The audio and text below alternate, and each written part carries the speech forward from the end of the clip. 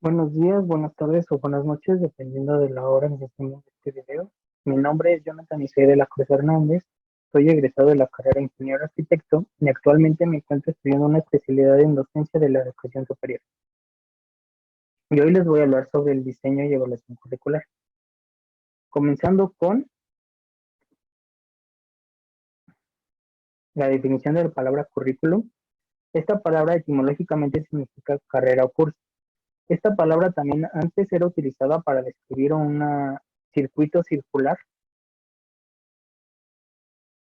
Y la LOCSE, que es la Ley Orgánica de Ordenación del General del Sistema Educativo Español, lo define como un conjunto de objetivos, contenidos, métodos pedagógicos y criterios de evaluación de cada uno de los niveles, etapas, ciclos o grados de las distintas modalidades educativas que manejan las instituciones. El currículum tiene distintos componentes o posturas que responden a las preguntas ¿para qué enseñar, cómo enseñar, qué, cómo y cuándo enseñar? Con lo anterior dicho, vamos a dar respuesta al qué es y por qué es importante el currículum. El currículum es un plan estructurado y esto nos para llegar a potenciar las habilidades que tienen los estudiantes para llegar a desarrollarnos de manera eficaz en nuestra vida laboral y nuestra vida diaria. El currículum asimismo tiene distintos elementos del aprendizaje. Algunos de estos elementos son que es constructivista, tiene que ser incremental, tiene que estar contextualizado, área en donde esté, tiene que ser autorregulativo, tiene que estar orientado hacia las metas, tiene que ser cooperativo y tiene que estar diferenciado y tiene que tener conectividad con distintos ámbitos. Continuando con los fundamentos que se tienen dentro del currículum.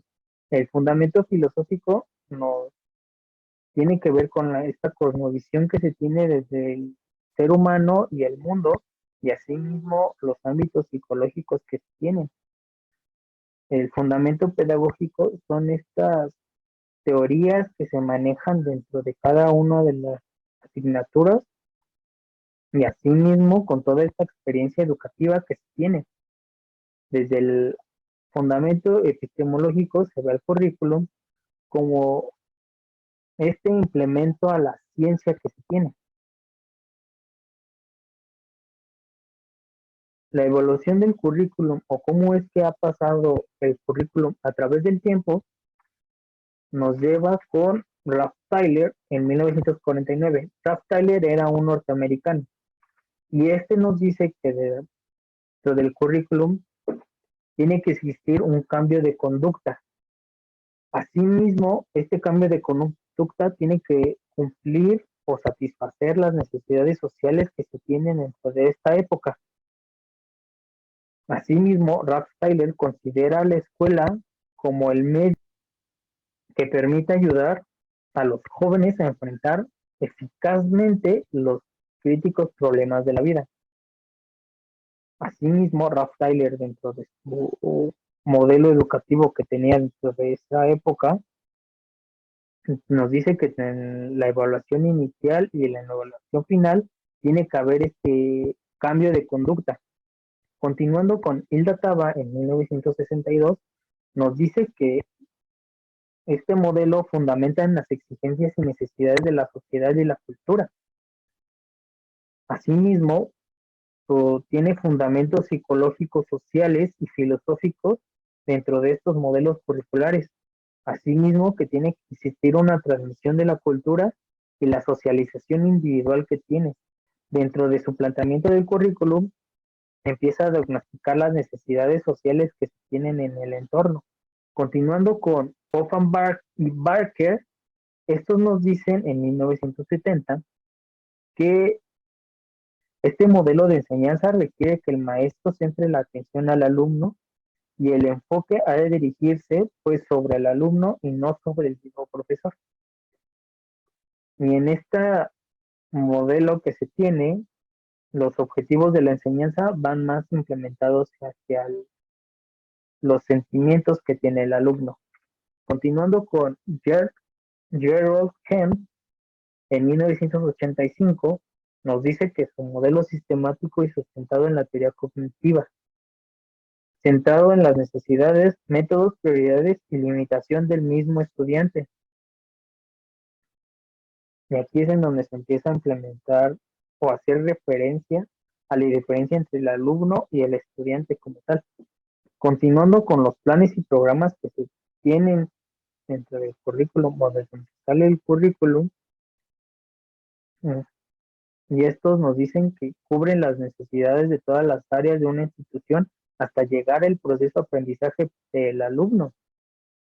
Y estos mismos planes y programas, dependiendo de la teoría en la que sigan, ya sea objetivos, y este nos dice que responde a la teoría conductista, ya sea que tenga que haber un cambio de conducta como tal, y o un propósito, que esto nos dice que tiene que ver con la conducta constructivista, y hace esta teoría constructivista nos dice que las personas empiezan a generar sus propios procesos cognitivos. ¿Esto para qué? Para generar una estrategia educativa adecuada para ser eficiente y eficaz en lo que se hace.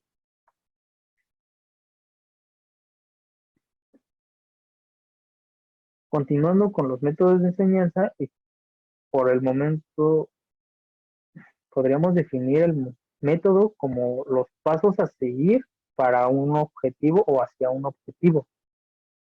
Aquí solamente se tiene el tradicional y el innovador. El tradicional es aquel en donde el profesor era el centro de atención y el estudiante solamente estaba ahí para escuchar lo que el profesor decía, así como que el alumno solamente está para recibir la información y no para dar su opinión o su punto de vista. En cambio, el innovador o la innovación curricular nos dice que el estudiante ya empieza a tener un poco más de presencia o ya tiene presencia para implementar estas y complementar la clase, y que el profesor no solamente está ahí para decirnos qué hacer, sino que el estudiante empieza a crear su propio aprendizaje.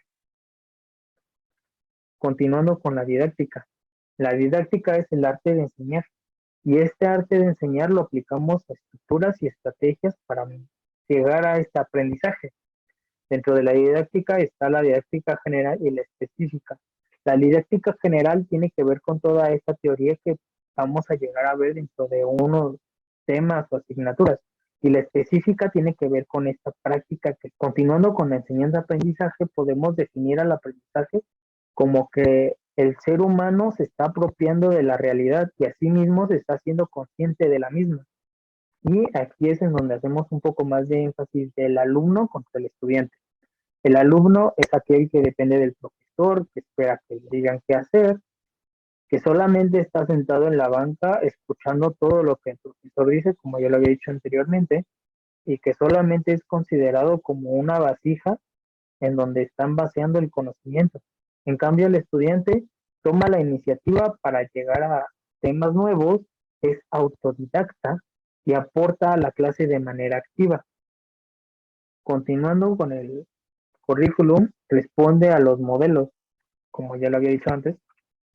Estos modelos son el modelo tradicional, que este nos dice que tiene que existir un cambio de conducta, o sea, que es conductista. Y que este modelo tradicional inicialmente fue utilizado por militares. Continuando con el modelo tecnocrático, que nos dice que también tiene que ser un cambio en la conducta, pero este modelo ya nos empieza a implementar lo que es el proceso científico.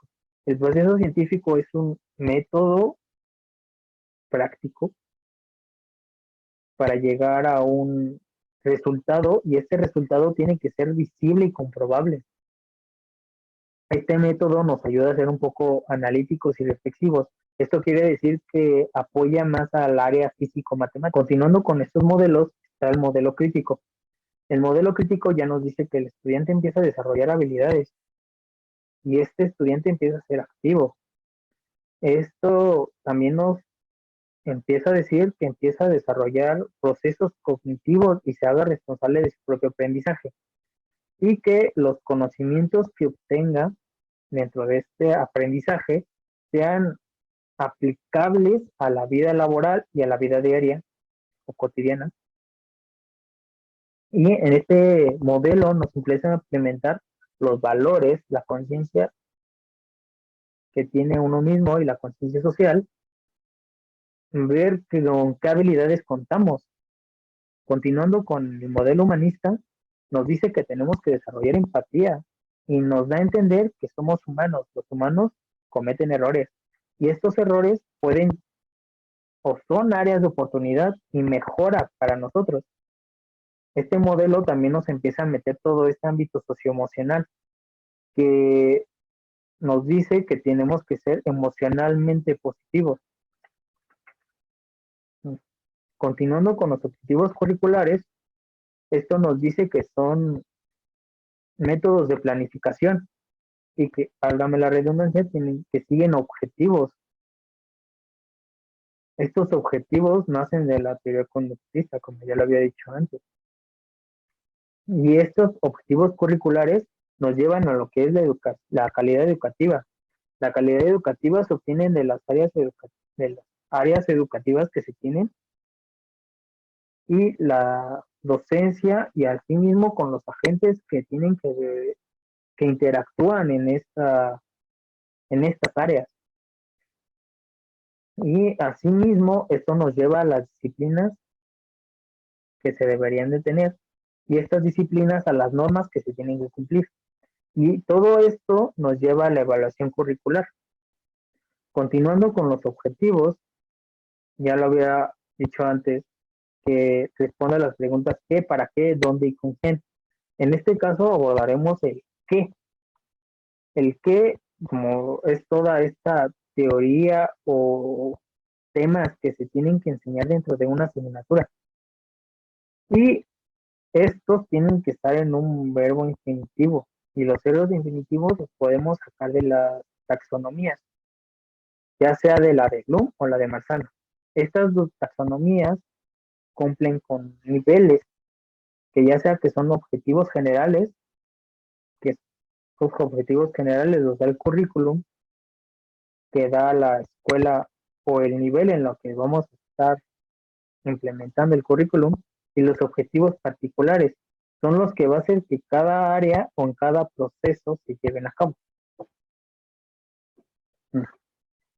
Con lo que ya había dicho antes, con las taxonomías, voy a explicar la taxonomía de Bloom. La taxonomía de Bloom fue desarrollada por Benjamin Bloom y este cuenta con 6 niveles, ya que es recordar, entender, aplicar, analizar, sintetizar y evaluar. Estos 6 niveles se dividen en dos. En los primeros 3, que es el orden inferior, y el siguiente es el orden superior. Estos los vamos a ir adquiriendo en todo nuestro proceso de educación desde que estamos en el nivel básico hasta que llegamos al nivel superior. Permite jerarquizar los procesos cognitivos en diferentes niveles. Asimismo, también pretende que los alumnos lleguen a desarrollar habilidades que les permita conocer y asimismo que se fomente el proceso de aprendizaje. Continuando con la taxonomía de Marzano, que este nos dice que pretende clasificar de forma en que los seres humanos procesamos la información. Tiene dos dimensiones, que son los dominios de conocimiento y los niveles de procesamiento. Este apoya a la teoría constructivista.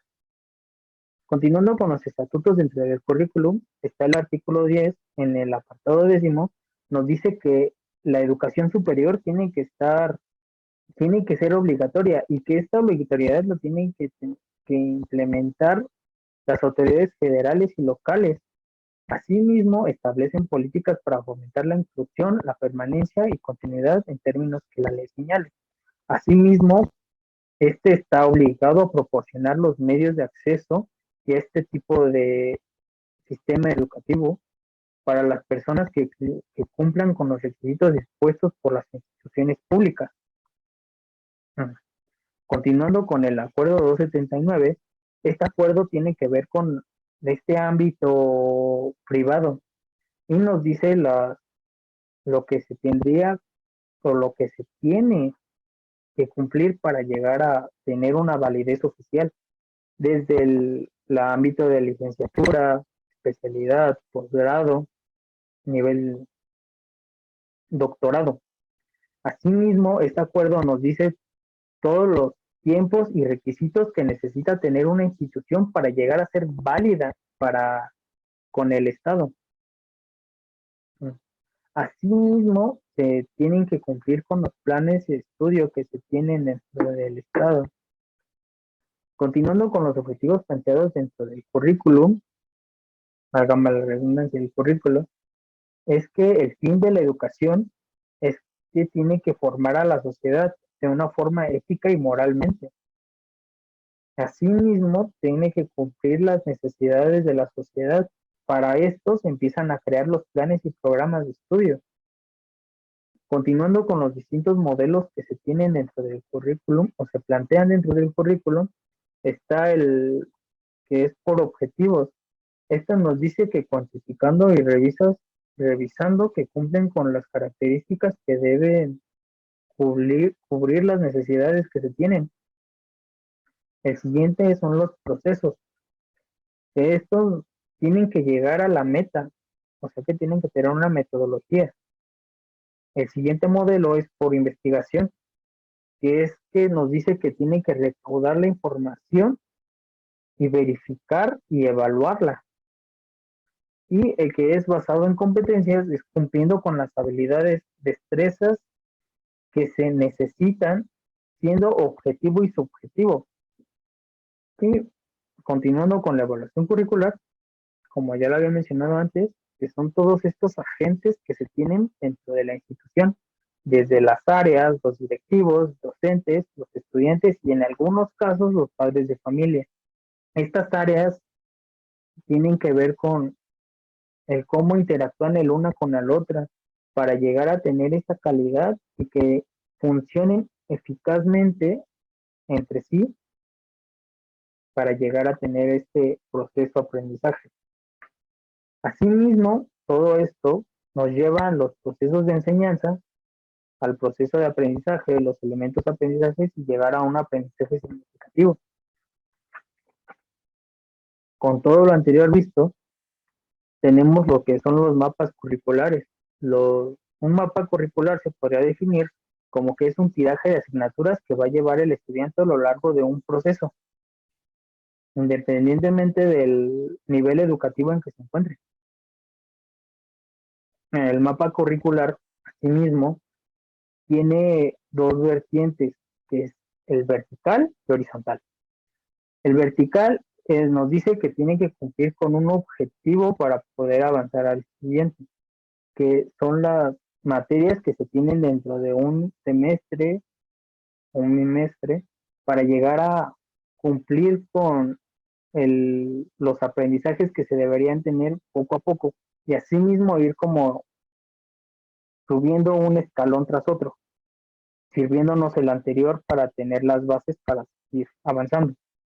Y el horizontal, que se avanza continuamente para llevar a un objetivo más general, que que tiene que llevar una continuidad, ya sea como, por ejemplo, matemáticas 1 o matemáticas 2, o inclusive con los temas que se tienen anteriormente.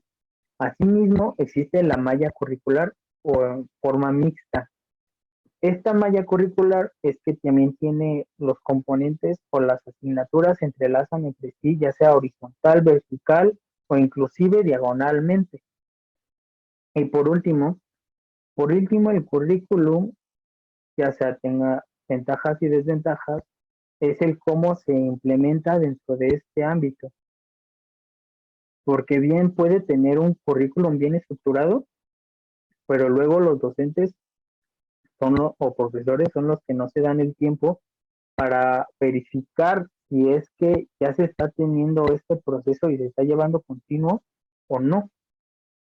Por eso mismo se tiene que, para llegar a evaluar el currículum, se tienen que hacer distintas pruebas y verlo desde distintos ángulos, ya sea desde el estudiante, el docente, desde un directivo, desde las áreas que se implementan. Y por esto mismo se tiene que, este evaluación curricular es que nos lleva a la calidad educativa que se debería llegar a tener. Y eso es todo.